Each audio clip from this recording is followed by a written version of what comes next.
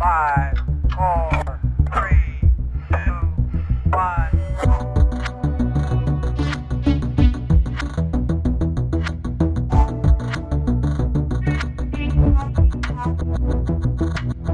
Welcome to this week's edition of the EUVC Lowdown, the show that wraps up the week in European venture with some key people making headlines. And joining us on the show today, we have quite the roster of guests. We have Oksana Stowe, UK Google VC advisor and founder of ESG in VC, Nicholas Nelson, defense and dual-use technology investor and advisor, Joachim Lecure from Acrobat Ventures, a Netherlands-based fund focused on supporting founders from post-Soviet realms, Dan Bauer from Superseed, who by now you know incredibly well, the guys David and Andreas from EUVC, and I'm your host for today, Kathy White. We've got a couple of topics to dive into, but before we get into it all, I'm going to ask Oksana just to do a really quick introduction for us, and then I'm going to pass it to Nicholas and to Joachim as well. So Oksana, please introduce yourself. I think you have done a pretty good job already. So I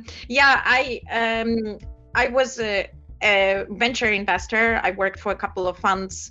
I continue to invest as an angel. I launched a podcast and a newsletter, ESG in VC, that focuses on issues around ESG in venture community, and that sort of ranges from how funds are tackling the whole issues around ESG, and it sort of fell out of favor, which we will talk about, but how founders tackle it, what's happening on the regulatory side. So it's a platform where just some knowledge sharing exists. And in my day job, I work for Google, specifically for Google Cloud, and cover venture and startup ecosystem.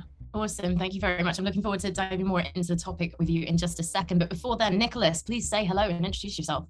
Hello, Nicholas Nelson. I've spent the last 2 decades in defense, dual-use tech, and innovation across management consulting, U.S. civil service, corporate venture capital, and now early-stage research and development.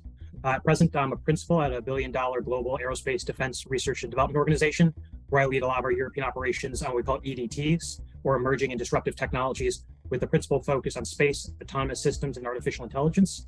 And in addition to this, I invest in and advise a range of startups in this sector, both in Europe and the United States. Looking forward to the discussion today. Awesome, thank you. And Joachim from the Netherlands, tell us more about Acrobat Ventures. Good morning. Yes, so Joachim Lecure, one of 4 partners at Acrobat.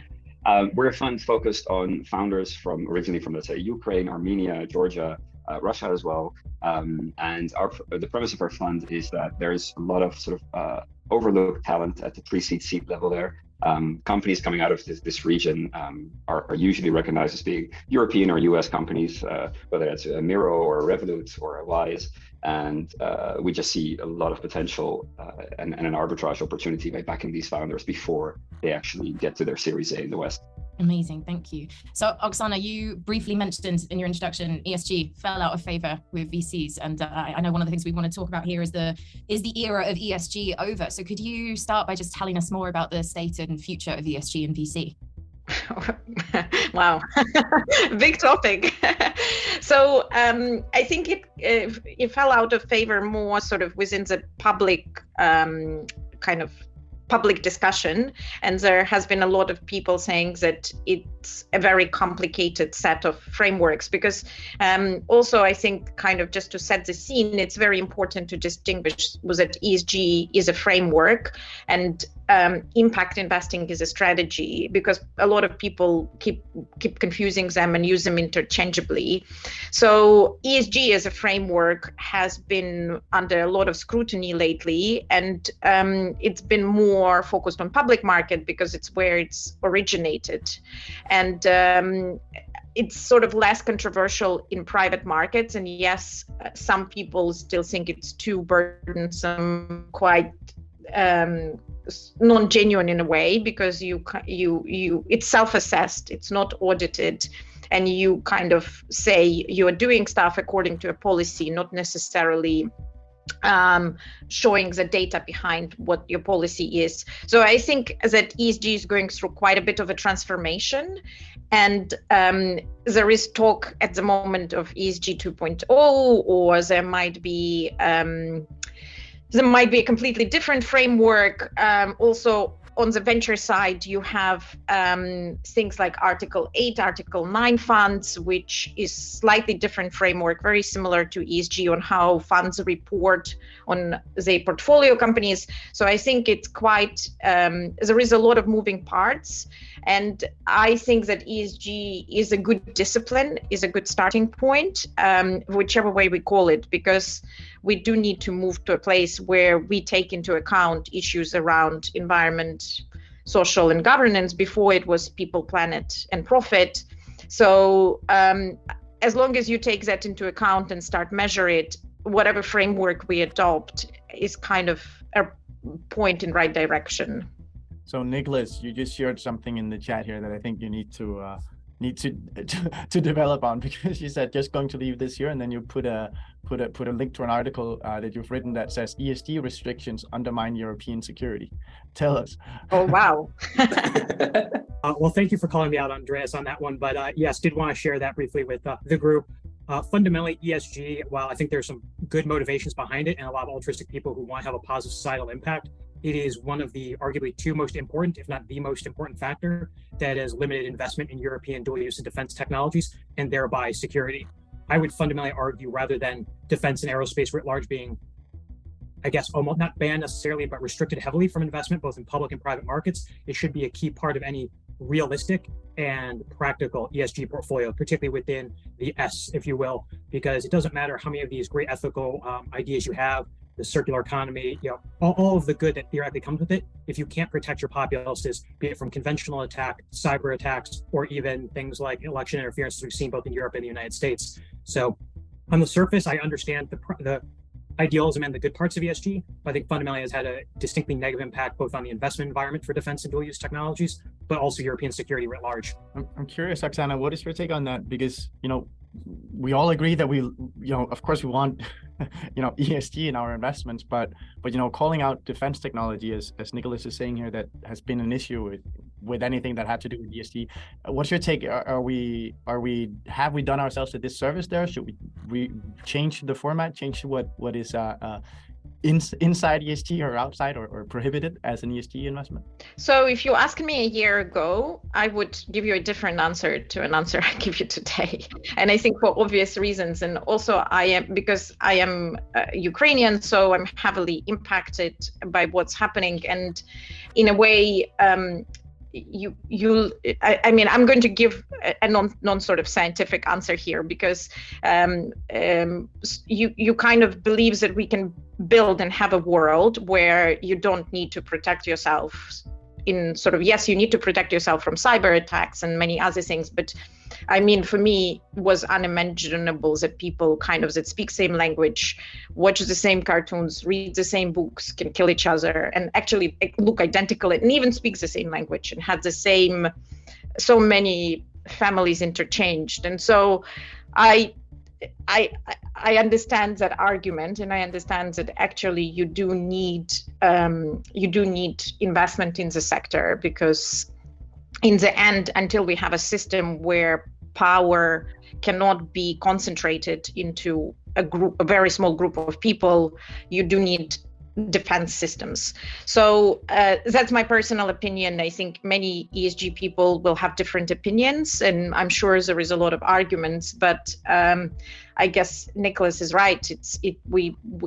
There has to be a development in that area, and hopefully, because once again, ESG is not yet a regulated framework. It's still very much, each company decides. There is guidelines, different bodies, lots of different systems and so on. But as we move into a more regulated world around it, I do hope that, and I'm sure this will be taken into consideration. Yeah, Oksana, on the regulation side of things, do you know, like what timeline are we working to here? When could it be regulated? How could it be regulated? So actually, Europe is leading in that space, and they have introduced SFDR regulation. And in terms of when it will become mandatory and what is the timeline, I think it's quite difficult to call, because it could be end of next year, it could be 2024, because there is so many interdependencies it does take a while to kind of come to a unified system, as always, because we are a much bigger world. And I draw parallel between ESG sort of regulatory environment and what has happened with the stock market crash, because in US, before stock market crash, for example, accounting principles were not unified. So you could report quite randomly on your revenue and your cost basis. And then the crash happened. And that's when regulators actually were forced to say, okay, well, we do need to audit this, and it needs to be properly measured with very strict guidelines. And if you think about it, we have the basic principles, but accountants still sort of debate between themselves how you account for deferred income, what's in certain line items that are not kind of main ones. There is still debate. So I see the regulation following maybe a similar path with ESG, where there will be a regulatory approval on main principles, and then we will have to work through some kind of nuances, and they will be rechanged and so on. And if it will be a more strict version of SFDR perhaps, but yeah, that's sort of to be seen. But I don't think anyone can give a definite timeline on that. Okay, and do we know what the impacts of all of this will be for the venture world? For the venture world, I think it's not going to, it will add a little bit more scrutiny to claims that funds and portfolio companies make. And it means that at the moment, you sort of, depending on your stage, you report certain KPIs to your board, to your investors, and funds report to the LPs. And at the moment, LPs already asking funds to provide once a year quite detailed account of let's call it ESG measures. And I just think that what will happen is that it will just add more reporting, as boring as it sounds.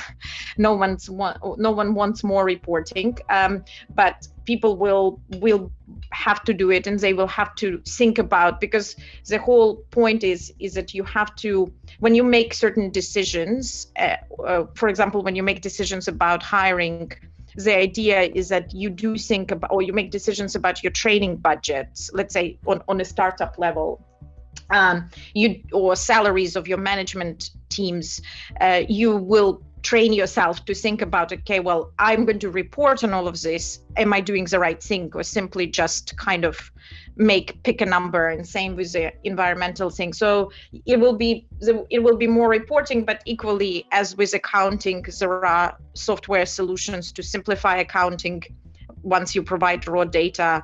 And the ESG sort of measurement software solutions, there are quite a few that have emerged over the last year and a half. So people will manage. But I personally think that what will happen is that it will force both fund managers and portfolio companies to really think in more detail about what kind of, how they behave. Are they good citizens? Are they really thinking through more than just kind of driving growth and driving profitability?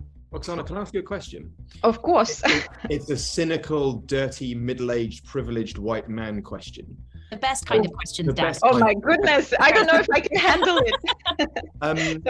How much do you think, and it's not loaded, it's a genuine question, how much do you think is greenwash right now in ESG reporting, and how much do you think is genuinely useful? Once again, it's very, very difficult to measure, to give kind of a statistically sound answer, but intuitive answer is that quite a bit. There is quite a bit. Quite a bit is greenwashed, do you think? Quite a bit is greenwashed. It's kind of, yes, we have put a policy down, and that policy exists, but do we actually behave according to that policy? And do we proactively think about our actions? That's quite a different, because there is no audit, no one checks that you actually adhere to that policy. If we look at sort of the efforts on diversity and inclusion, in the US, you can do very different things on the reporting side than in Europe. Europe companies are only allowed to measure men versus women, whereas in the US you can talk about religion, you can talk about race, you can talk about all of these things. Yet I think, like with ESG, is just the fact that people have to think about it has an effect.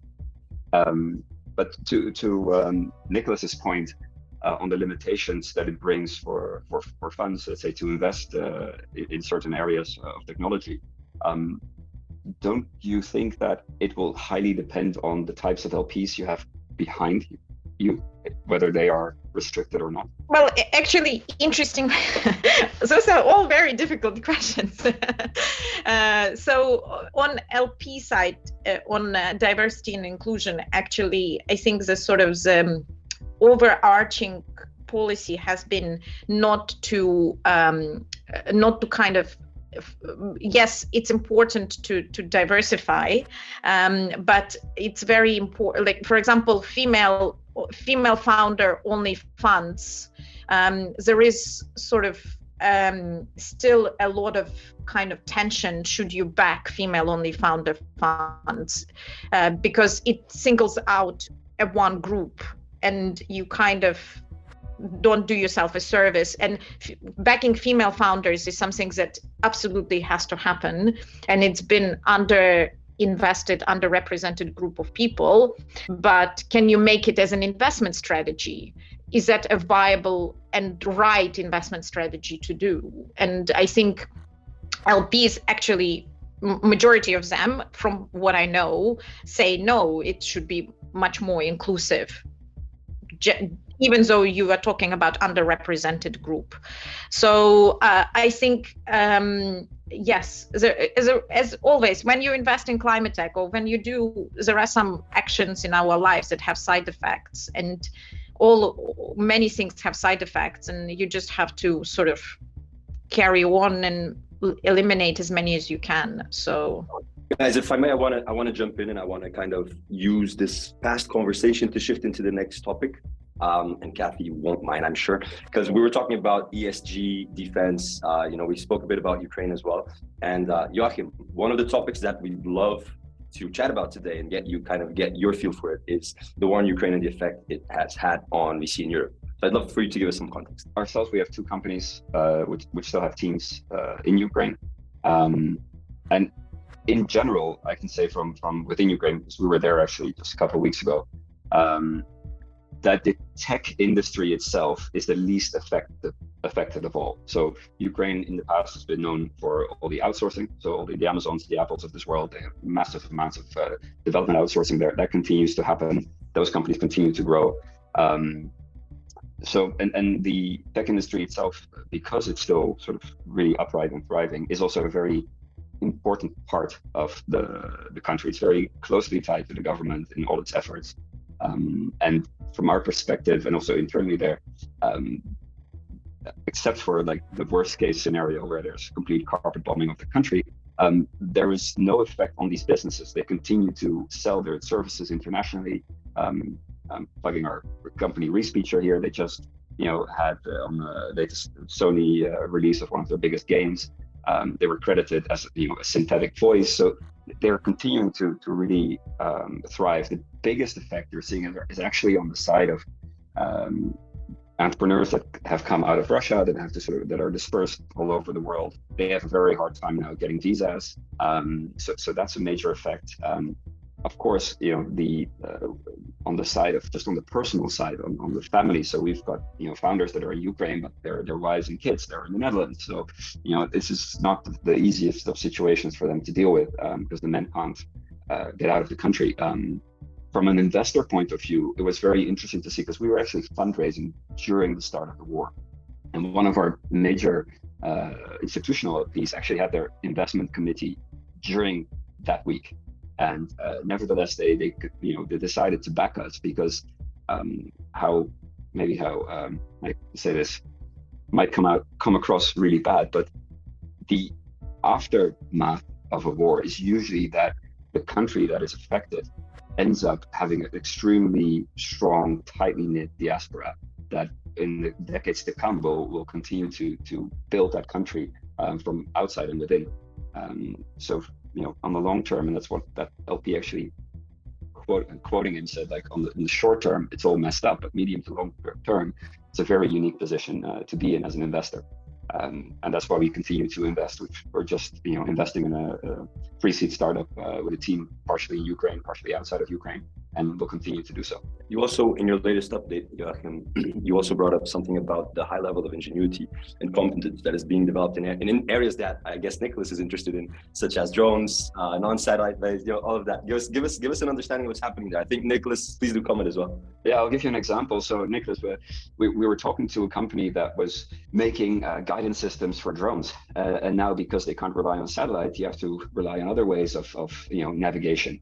And this is a perfect example of dual use technology. So they've developed these sensors on drones so they can navigate indoor, outdoor without the use of satellite or any other radio or anything. And what we've also seen, which is I didn't fully realize it until I was there a couple of weeks back, is that everybody is involved, whether it's on PR efforts or media, but also like on the technology side. Our guys at Respeech who do voice technology, they're busy helping develop software for certain sensors that go into certain military applications. And I think for the coming years we'll continue to see very smart tech coming out of this part of the world, because they've had to solve big problems without having the resources that a country like the US has on development budgets. And yeah, it's one of those things, if people are put under extreme conditions, then very special things can happen. I'd love, Nicholas, to get your perspective, because you're the defense investor, right? And you're knee deep in this space. I love to hear how you think about, first of all, you're seeing a lot of startups and funds being raised in this space. I'm curious to hear what you've seen on the LP appetite side, but also just as much, you're commenting on what Joachim is explaining here. Yeah, certainly. So one of the biggest gaps, and I'll start at kind of more at the macro level and work our way down just briefly, is when you look at the investor base within the US, for all lack of a better term, and Europe, you're largely seeing a couple different trends here. Early on, fundamentally, beyond just the ESG concerns I highlighted earlier in our discussion, is that in the US, you have 14 different, and actually maybe even 15 now, there's one that's about to close, different micro VC funds that invest either exclusively or wholly in defense or dual use technologies. On top of that, you also have kind of the brand names of the later stage venture capital who also do, be it Andreessen, Founders Fund, General Catalyst, Lux, all big names up there. In Europe right now, despite some noise, there has not been a single successfully raised micro VC fund targeted dual use or defense technologies.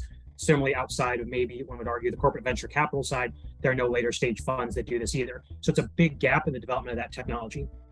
What I am starting to see, however, is Ukraine being a catalyst for a lot of innovation there, both from stuff coming out of Ukraine as well as technologies and capabilities going in. One of the main challenges, both be it in the US or in Europe, in the development of new defense and dual use technologies, are really two things. First, how quickly can you get these acquired? And second, how quickly can you develop and deploy them and sustain them in the field? So sustain can be everything from maintenance and repair to keeping them operational in a denied environment, or a contested environment, which is what we were kind of talking about before with the UAS example or unmanned systems example. So you're seeing a lot more being developed and trialed and using Ukraine for, it sounds a bit dark, but it's a bit more of a test ground or as a test bed, if you will. And that's actually been encouraged heavily by the Ukrainian Ministry of Defense and a lot of its different elements. Hey, send us your stuff even if it's not done, because it'll be hugely useful. And it goes back to my time overseas when I was still a civil servant on the US side. Our biggest challenge wasn't getting great technology. It was getting great technology, even good technology, in the short run. So effectively, a 70% solution tomorrow is a lot better than a 100% solution a year from now when it becomes basically outdated. So I've been seeing a lot of companies, particularly in Eastern Europe, I was talking to one in Poland, recently also invested in one out of Estonia that is providing new systems and technologies, be it SATCOM, be it GPS replacements, kind of some of the stuff that we were getting to earlier, as well as a whole range of autonomous systems, as well as both kinetic and non-kinetic solutions to combat these, because not only is obviously Ukraine leveraging things like autonomous systems, space-based capabilities, Russia is as well. So how do you not only operate those and develop these new solutions, but how do you counter what your adversary is doing? And there are a lot of really interesting kind of spit and duct tape solutions that have come together. And you're seeing, while none of these micro VCs exist that could have really spurred this along, you are seeing a number of virtuous angels, I guess would be the best phrase, coming together, putting some capital behind them, as well as the know-how. And I'm starting to see some of the US VCs that I'm connected with and friends with starting to look at this market, though there still are a lot of challenges there. But the last thing I'll leave it on before I hand it back is really what Ukraine is really doing, beyond being a test bed, and for lack of a better term, is this kind of a loaded phrase, but civil military fusion, where you have all elements of society, from the military to the emergency services down to your programmers who have nothing to do with it, all engaged in a similar fight and filling in the gaps where they can.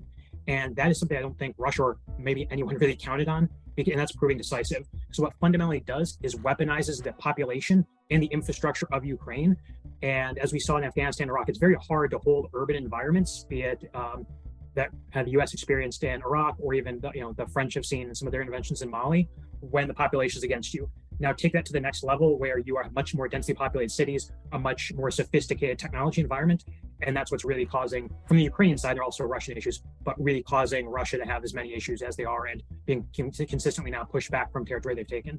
What I'm super intrigued by, Nicholas, is, and I'm sure you'll have some thoughts on this, it feels like Russia, Ukraine, economic meltdown, everything that's happening in the macro space is giving us an excuse, not, that's the wrong turn of phrase, but not to focus on doing the right things. And I'm maybe this is a question for Oksana. I'm anxious that we've now got this, if you put us in this Maslow's hierarchy of needs almost, of now we don't need to care about everybody else because we're all down the bottom somewhere, and it's all scrambling to feather our own nests, and globalization is crumbling into all kind of going back to our ugliest type of protecting our own and doing our own thing, and what that doing the right thing. So I'm kind of intrigued as to where the line will now be drawn, going back to the ESG piece and using venture specifically, because obviously that's fundamentally what we're all about, is investment and venture and creating our ecosystem. Will this, so question for the panel, will this excuse us taking the eye off the ball for doing the right thing? So I would actually push back on that. I think it's a great question, but I would push back in the sense that I think just because we're not doing full 100% globalization is great, doesn't necessarily mean we're returning necessarily to our baser instincts. In fact, I think it's been, while a tragedy, a good wake-up call for a lot of people in various Western democracies to wake up to the fact that, while we thought it's been the end of history, that really hasn't come to pass. Great power competition is still alive and well. And I think you're seeing some innovative approaches to dealing with it and doing the right thing. So Japan, right after the invasion and with some of the recent troubles they'd had with China and the ongoing acrimony, did something quite interesting. They encouraged any Japanese companies within certain industries to move back out of China back to Japan. But they didn't leave it at that.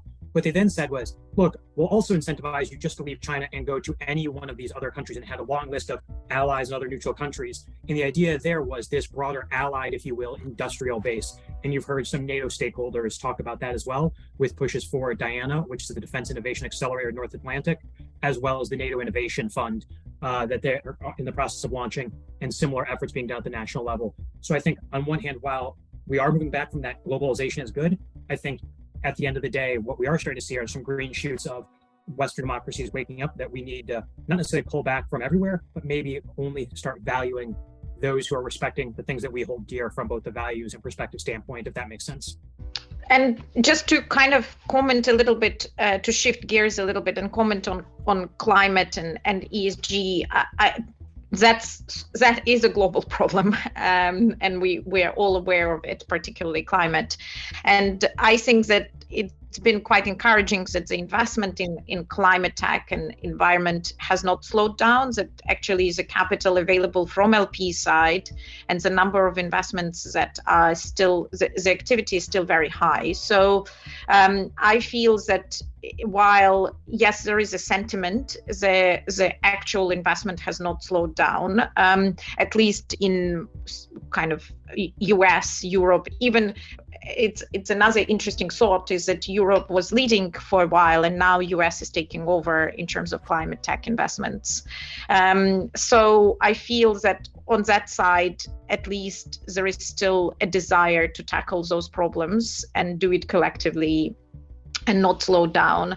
But yeah, that's kind of, I still think that while we are retreating and rethinking, I still feel that kind of interconnectedness is there, and it will not be very easy to undo it. And it helped us to get to where we are. And I hope that sort of at a human level, we will still continue to drive for it. And on that note, we need to wrap up this week's show. Thank you, Oksana, for that. And thank you all very much for joining us today on the Lowdown. as per usual, you can head to check out our newsletter on EU.vc and follow all of the conversations as they continue over on LinkedIn, where we'll post the latest funds, who's hiring right now, and a whole lot of GIFs, memes, and emojis. As usual, we promise to entertain you, and we'll see you next week.